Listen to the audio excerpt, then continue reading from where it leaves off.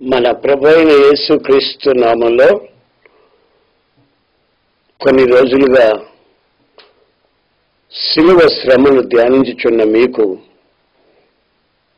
నా హృదయపూర్వకమైన వందనాలు.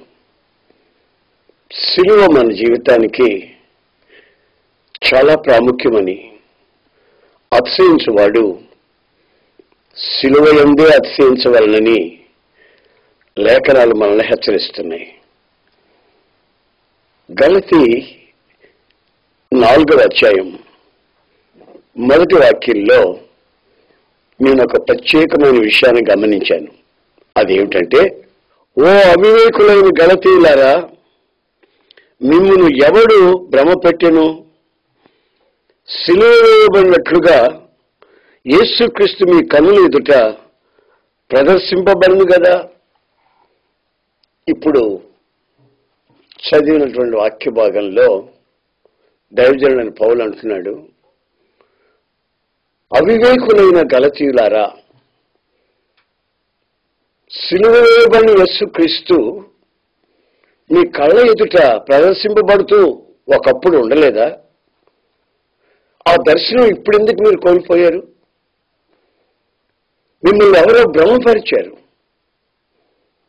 ఇదేదో 1 రోజు, 30 రోజులు, 20 రోజులు ధ్యానించుకునే ధ్యానాలు కావని, ఆఖరి శ్వాస వరకు మన జీవితంలో ఆయన శిలువని ధ్యానిస్తూనే ఉండాలని, భ్రమపడిన జీవితాలకు సుఖము, క్షేమము, నెమ్మది కలుగుతుందని ఈ లేఖన భాగాల్లో ఆయన హెచ్చరిస్తున్నాడు. శిలువను గురించిన వార్త నశించిపోయే వాళ్ళకి అది వెరితనంగా ఉంటుంది, కానీ మనకైతే అది దేవుని యొక్క శక్తి. కొంతమంది అంటారు, శిలువ కనిపించిందా దర్శనంలో? శిలువ ప్రభు నీకు చూపించాడా కలలో? అలాగైతే నీ జీవితానికి నష్టాలు, శ్రమలు, బాధలు వస్తాయని కొందరు అంటారు. కానీ శిలువ మనకు దేవుని శక్తి అనే సంగతి చాలా మందికి తెలియదు.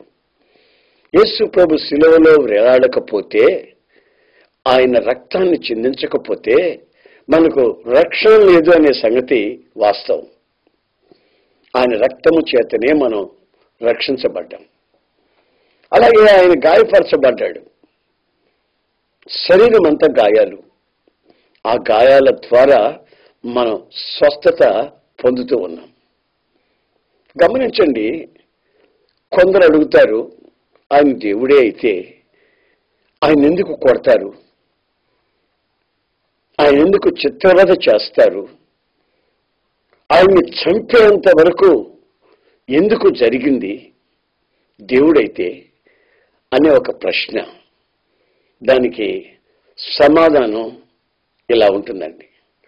ఆయన ఏమన్నాడంటే, మరణపు ముళ్ళును నేను విరుస్తాను, నేను పునరుత్థానాన్ని, జీవాన్ని.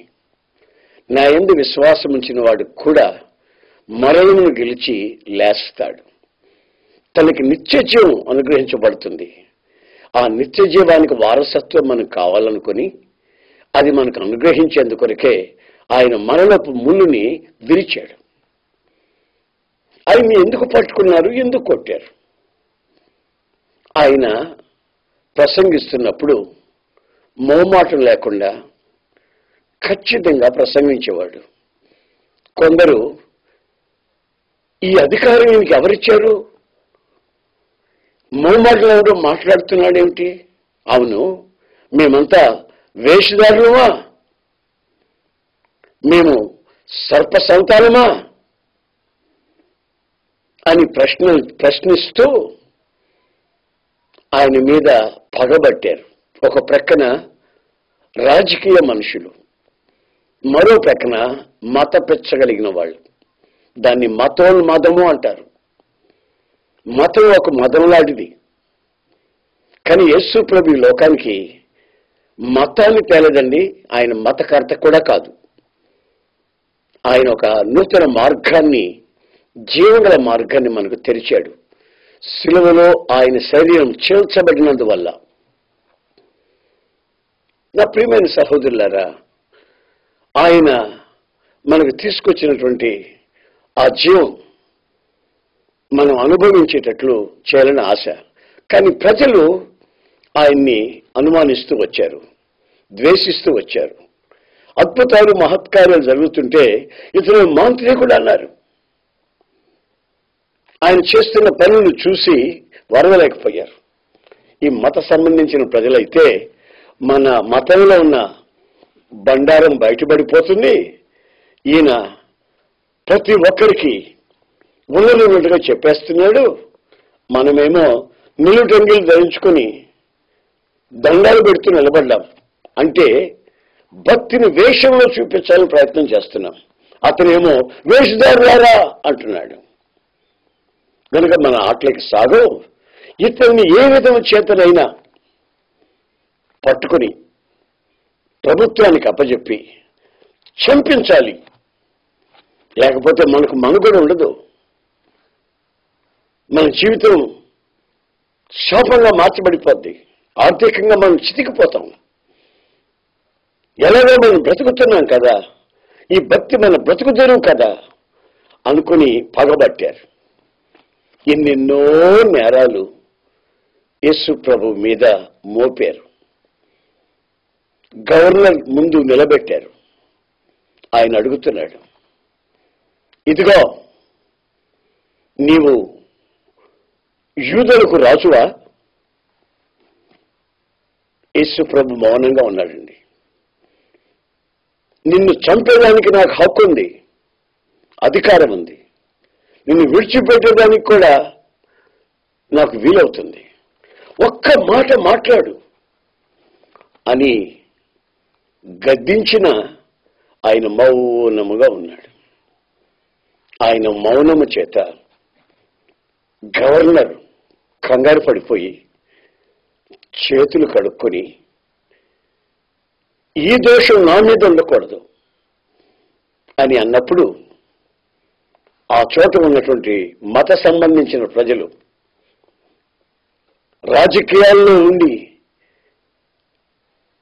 పదవి వ్యామోహాలతో బ్రతుకుతున్నారే వాళ్ళు, సిలువ వేయండి, సిలువ వేయండి, సిలువ వేయండి అని కేకలు వేశారు. అప్పుడు యేసు ప్రభుని సైన్యానికి, ఆ దేశ ప్రజలకి అప్పచెప్పేశాడు గవర్నర్. తీసుకెళ్లి ఒక గదిలో కొరడాలతో యేసు ప్రభుని కొట్టారు. ఆ కోడ మొనల్లో ఉన్నటువంటి గాలం లాంటివి ఆయన శరీరంలో దిగి కోడ లాగినప్పుడు శరీరం అంత సాళ్ళుగా దున్నపడినట్టుగా చీల్చబడింది. గడ్డం పీకేవాళ్ళు కొంతమంది ముఖాన్ని కప్పి పిడిగుద్దులు గుద్ది, నువ్వు ప్రవక్తవు కదా, నేను ఇప్పుడు గుద్దింది ఎవరో చెప్పు అని హేళన చేశారు. మరికొందరు ఠో ఠో అని ముఖాన్ని ఉమ్మి వేశారు. అంతలో ఒకడు అలా పరిగెత్తుకుంటూ వెళ్ళి ముళ్ళతో నింపబడినటువంటి ఒక తీగను తీసుకొని వచ్చి ఓ కిరీటం లాగా దాన్ని అల్లుతున్నాడు. ఎరా ఏం చేస్తున్నావు అని అడిగితే, ఈయన యూదుల రాజు కదా, మరి కిరీటం పెట్టాలి కదా, ఆయన చేతికి ఒక కర్ర ఇవ్వండి, రాజదండం అనుకుందాం అని ఆ ముళ్ళుతో అల్లినటువంటి కిరీటాన్ని ఆయన తల మీద పెట్టారు. నేను ఎరుసలేం వెళ్ళినప్పుడు ఇంచుమించుగా ఆ ప్రాంతంలో 14 రకాల ముళ్ళను చూడటం జరిగింది. దాంట్లో చాలా ప్రాముఖ్యమైనది ఇంచుమించు 2.5 అంగుళముల పొడుగున్నటువంటి మేకుల్లాంటి ముళ్ళున్నాయి. అది ఒక్కసారి ఆ మొన మనిషికి తగిలితే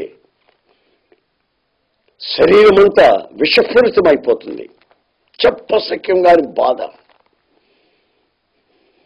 అలాంటి ముళ్ళే తీసుకొని వచ్చి కిరీటం గల్లి ఆయన తల మీద పెట్టారు. వాళ్ళ పగ చల్లారలేదండి. అంతలో ఒక మూర్ఖుడు ఒక కర్ర తీసుకొని ఆ యొక్క కిరీటం మీద పెట్టామని కొట్టాడు.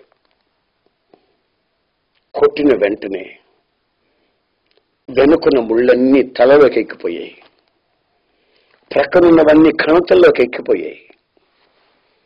ఇక ముందున్న ముళ్ళంటారా యేసయ్య కళ్ళలోకి వెళ్ళిపోయాయి. వికారమైన స్వరూపం ఆ క్షణంలో ఏర్పడిపోయింది. ఇంకా వాళ్ళకి పగ చల్లారలేదండి. ఈ సమయంలో మరొక సంగతి మీరు గుర్తుంచుకోవాలి. అదేమిటంటే, నేను రోమా పట్టణానికి వెళ్ళినప్పుడు వాళ్ళ రోమీయులు శిక్షించే శిక్షా స్మృతులు గమనిస్తే, వాళ్ళు ఏ దొంగకైనా ఏ బందిపోటుకైనా శిక్షలు విధించేటప్పుడు ముళ్ళకిరీటం పెట్టే శిక్ష లేదు. ఇప్పుడు మనం చూస్తున్నామే సిలువలాగా ఉండే దాంట్లో వేలాడదీయడం, ఇంటులాగా ఉండే దాంట్లో వేలాడదీయడం, ప్లస్ లాగా ఉండే ఆ క్రాస్లో సిలువలో వేలాడదీయడం, ఇలాంటివి కొన్ని వాళ్ళ గ్రంథాల్లో కనిపించాయి. కానీ ముళ్ళకిరీటం ఎవరికి వాళ్ళు పెట్టినట్టు ఆధారాలు లేవు. మరి యేసు ప్రభువుకే ఎందుకు పెట్టారు?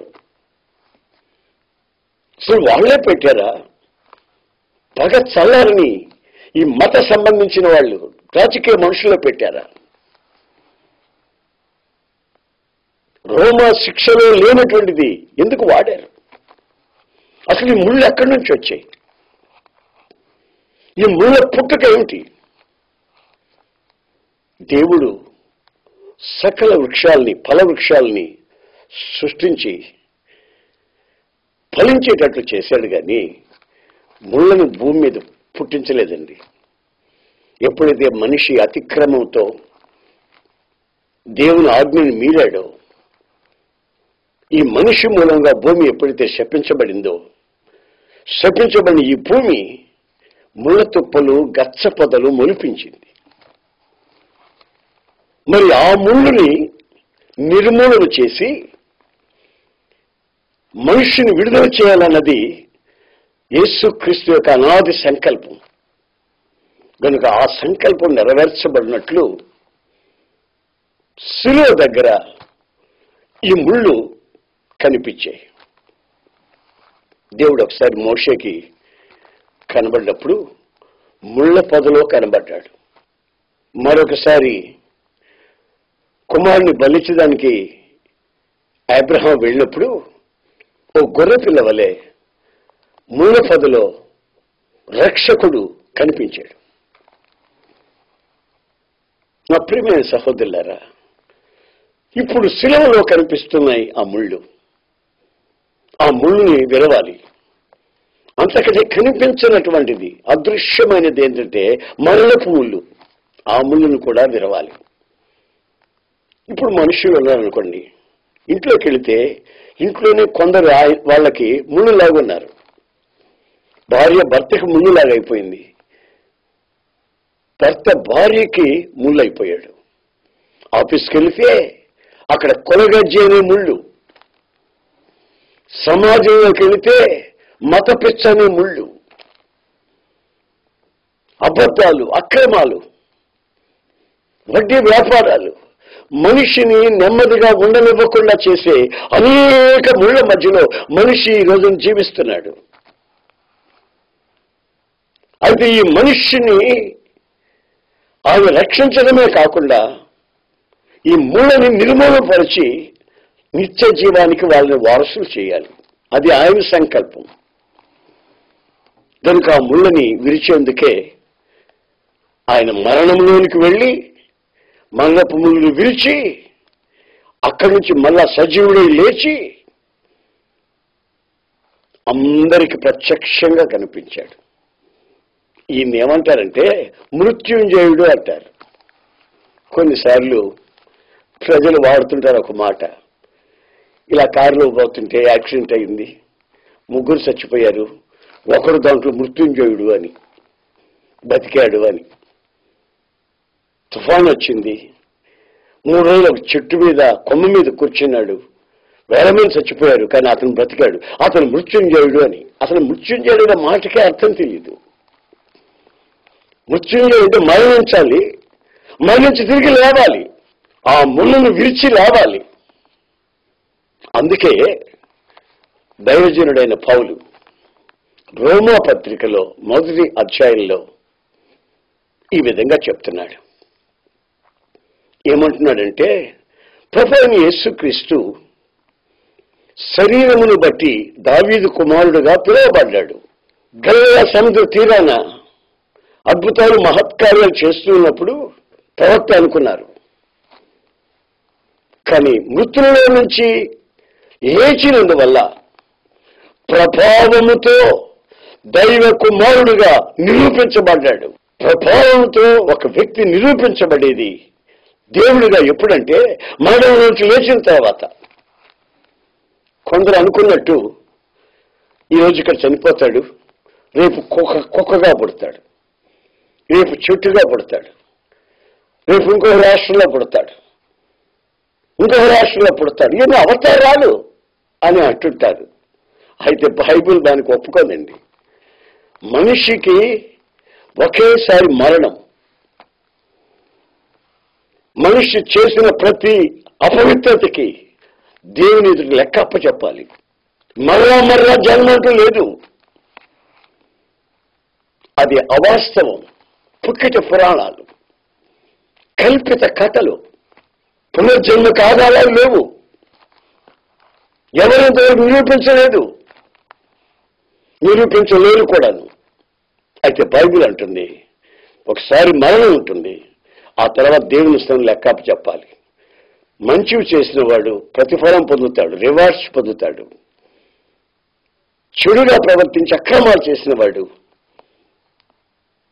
వాడి పురుగు చావదు, అగ్ని ఆరదు, భయానకమైన నరకాగ్నిని అనుభవించవలసి వస్తుంది.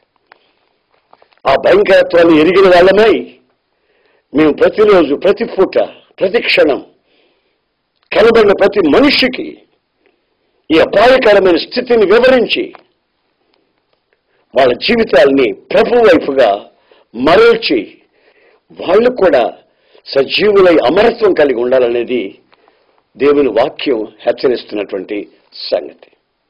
నా ప్రియమైన సహోదరులారా, పాపముతో చెలగాటమాడతారు కొందరు, పాపముతో సన్నిహితమైన స్నేహాలు చేస్తారు. బైబిల్ అంటుంది పాపమును చూసి నువ్వు పారిపో, అది నిన్ను అగాధానికి తీసుకెళ్తుంది, కన్నీళ్లమయం చేస్తుంది, నీకు అనారోగ్యం కలుగు చేస్తుంది, నీకు సమాధానం ఉండదు, పారిపోమని. అయితే కొందరు పాపం మీద జాలి చూపిస్తారు. ఆ జాలి తన జీవితానికి మరింత శాపంగా మార్చబడుతుంది. ఒకసారి ఏం జరిగిందంటే, తుఫాన్ వచ్చిందండి. తుఫాన్లో సుడిగాళ్ళు కొట్టుకొని వెళ్ళిపోతున్నాయి. అక్కడ ఒక చెట్టు, తాటి చెట్టు, ఈ సుడిగాల్లో వస్తుంది ఒక చిన్న మర్రి విత్తనం. ఆ మర్రి విత్తనం గాల్లో వెళ్తూ వెళ్తూ అనిందంట, తాటి చెట్టు అన్నా ఈ తుఫాన్ గాల్లో నేను ఏమవుతానో నాకు తెలీదు, కాస్త నాకు జాలి చూపించావంటే నీ దగ్గర కాసేపు నీ కమ్మల్లో కూర్చుని తుఫాన్ ఆగిన తర్వాత వెళ్తాను అనిందంట. ఈ తాటి చెట్టు అన్నాడంట, నువ్వెంత, నీ బోతుకెంత, ఇంతున్నావు, ఆ కూర్చోబా, గాలి తగిన తర్వాత వెళ్తూ అని ఆ మర్రి విత్తనం మీద జాలి చూపించాడట. ఇక అది తెల్లవారిన తర్వాత గాలి తగ్గిపోయింది. కానీ వెళ్ళమంటే నేనెంత, నా బతుకెంత, ఓ మూలబడి ఉంటానులేండి బాబు, వెళ్తానులేండి, ఆ పరిస్థితి అయితే ఎలాగో అని చెప్పి అక్కడే ఉంటే 2-3 రోజుల తర్వాత ఆ విత్తనం ఉబ్బింది. తర్వాత వేర్లు వచ్చాయి, తర్వాత ఆకులు వచ్చాయి. ఆ తాటి చెట్టుకి ఈ మర్రి చెట్టు అల్లుకు. 1 సంవత్సరం తర్వాత ఆ దారిని వెళ్ళే వాళ్ళు అనుకుంటున్నారు, ఇక్కడ ఒక తాటి చెట్టు ఉండాలే, ఏమైనట్టు అని. ఒకడంటాడు తాటి చెట్టు లోపల ఉంది, మర్రి చెట్టు దాన్ని అల్లుకుంది. అంటే తాటి చెట్టుని కనిపించనివ్వకుండా మర్రి చెట్టు ప్రబలమైంది. కారణం ఆ మర్రి విత్తనంతో పెనుగులాడినందువల్ల, ఆ మర్రి విత్తనానికి కనికరం చూపించినందువల్ల అసలు చెట్టు మరుగైపోయింది. అందుకని ప్రభు అయిన యేసుక్రీస్తు అంటాడు, ఆ పాపపు ముళ్ళుని విరవాలి. ఆయన శ్రమను ధ్యానించాం, ఆయన పునరుద్ధానం గురించి మనం విశ్వసించి ఆనందించి గంతులు వేస్తున్నాం. ఆ పునరుద్ధానపు శక్తి మనలోనికి వచ్చినప్పుడు చెప్పసక్యంగాని ఒక గొప్ప నిరీక్షణ, శుభప్రదమైన నిరీక్షణ మన జీవితాన్ని కలుగుతుంది. అది క్రైస్తవ నిరీక్షణ అంటారు. ఇది లోకులకు లేదండి. చనిపోతే ఏమవుతుంది, తగలబెడతాం, నీళ్ళలో కలిపేస్తాం అని. అయితే క్రైస్తవ నిరీక్షణ అలా చెప్పదు. చక్కగా అలంకరించి పెట్టెలో పెట్టి తీసుకెళ్ళి పాతి పెడితే మరలా ఈ మృతమైన ఈ శరీరం అమర్త్యతను ధరించుకొని, క్షయమైపోయే శరీరం అక్షతను ధరించుకొని మళ్ళా లేచి వస్తుందనే ఓ గొప్ప నిరీక్షణ క్రైస్తవ్యానికి అనుగ్రహించబడింది కనుక ఇది మతం కాదు. క్రైస్తవ్యం మతం అనుకునేవాడు వెర్రివాడు. క్రైస్తవ్యం ఒక నూతన జీవాన్ని, ఒక నూతనమైన నిరీక్షణని కలుగు చేస్తుంది. ఆ అనుభవంలో మనం ముందుకు సాగి ఆ నిరీక్షణని ఎదురు చూడాలి. మన ప్రభు అయిన యేసుక్రీస్తు త్వరగా రానై ఉన్నాడండి. అకాలమందు పుట్టిన నా జీవితానికి నా 17 ఏళ్ల వయసప్పుడు కనిపించి నాతో మాట్లాడాడు. ఈ నా చేతులు ఆయన ముట్టుకున్నాయి, ఆయన స్వరాన్ని విన్నాయి. గనుక ఆయన సజీవుడు. ఇది ఎవడు కాదనలేని సత్యం. నాకే కాదండి, బందిపోటు దొంగలు మారారు, నరహంతకులు మారారు, వ్యభిచారులు మారారు, త్రాగుబోతులు మారారు, పేకాటగాళ్ళు మారారు, వర్షవాయి తప్పి పశుప్రాయంతో జీవిస్తున్న మనుషులు మారారు. కన్నీళ్లతో ఉన్న కుటుంబాలు స్వర్గసీమలుగా మార్చబడ్డాయి. వీటన్నిటికీ కారణం ఏంటంటే యేసుక్రీస్తు మరణం నుంచి లేచి దైవ కుమారుడుగా నిరూపించబడినందువల్ల. ఇలా నిరూపించబడిన వాళ్ళు ఎవరున్నారండి? ఎక్కడున్నారండి? మహానుభావులు ఎంతో మంది ఉన్నారు, మహాత్ములు ఎంతో మంది ఉన్నారు, ప్రవక్తలు ఎంతో మంది ఉన్నారు. ఆయా ప్రాంతాలకు వెళితే వాళ్ళ సమాధులు చూపిస్తున్నారు మనకు. కానీ ఇప్పుడు యెరూషలేము వెళ్ళి చూడండి. యెరూషలేము యేసు ప్రభు సమాధి తెరవబడి ఉంది. అక్కడ రాసింది, ఆయన ఇక్కడ లేడు. ప్రపంచ దేశాలలో ఉన్న శాస్త్రజ్ఞులందరూ, విజ్ఞాన శాస్త్రజ్ఞులందరూ వచ్చి పరిశోధించి ప్రతిరోజు లక్షల మంది చూసి ప్రభువునందు ఆనందించి తరిస్తున్నారు. ఆయన పునరుద్ధానుడయ్యాడండి. ఆ నిరీక్షణ మనల్ని సిగ్గుపరచదు. కనుక మన జీవితంలో ఎలాంటి ముళ్ళు మనల్ని వెంబడించిన కళ్ళల్లోనో, మన ప్రక్కలోనో, మన కాళ్ళలోనో, రోగాలుగానో, ఆర్థిక పరిస్థితిగానో ముళ్ళు మనల్ని బంధించినప్పుడు ప్రతి ముళ్ళుని విరవగలిగిన వాడు ప్రభు అయిన యేసుక్రీస్తు. ఆ ముళ్ళన్నీ ఆయన కిరీటమైపోయి ఆయన తలలో నుంచి రక్తం స్రవించింది. కనుక ఈ గొప్ప నిరీక్షణ మన జీవితాలకి వెలుగు కలుగు చేస్తుంది. ఈ అతిశయం మనల్ని సిగ్గుపరుస్తుంది. కనుక నా ప్రియమైన సహోదరులారా, దేని గురించి భయపడద్దు. మన ప్రభు అయిన యేసుక్రీస్తు పునరుద్ధానుడై లేచాడు. మన జీవిత సమస్య ఏదైనా ఉంటే ప్రతిదీ ప్రభు దగ్గర అడగదాం. ప్రభు మనకు సహాయం చేసి ఆయన దైవ కుమారుడిగా మన జీవితాల్లో నిరూపించబడతారు. ప్రభు ఆ దిశగా మీ జీవితంలో ఈనాటి నుండి క్రియ చేయును గాక. ఆమేన్, ఆమేన్. ప్రార్థన చేసుకుందాం. ప్రేమగల తండ్రి, ప్రభువా నీకు స్తోత్రం చెల్లిస్తున్నాను. మా జీవితాలను వేధిస్తూ బాధిస్తున్నటువంటి ముళ్ళని నీ మరణములో విరిచి నీవు పునరుద్ధానుడివై మా జీవితాలను కూడా పునరుద్ధానం శక్తి చేత నింపి ఓ గొప్ప నిరీక్షణ చేత మమ్మల్ని బలపరిచి నడిపిస్తున్నందుకై స్తోత్రములు చెల్లిస్తున్నాం. మాకు ఒక నూతనమైన విజయాన్ని ప్రసాదించినందుకై స్తోత్రములు చెల్లిస్తున్నాం. ఈ వాక్యం విన్న ప్రతి ఒక్కరిని మీరు దర్శించి నూతన బలాన్ని అనుగ్రహించినందుకై స్తోత్రములు చెల్లిస్తున్నాను. మా జీవితంలో నీ సిలువ మాకు అతిశయంగా మార్చబడినట్లు ప్రతి క్షణము నీ సిలువ దర్శనము చేత భ్రమపడకుండా నిరీక్షణ కలిగి జీవించినట్లు సహాయం చేయమని, ఘనత మహిమ ప్రభావము మీరు మాత్రమే పొందుకోమని నజరేయుడైన యేసు నామములో అడుగుచున్నాను తండ్రి. ఆమేన్. ఆమేన్.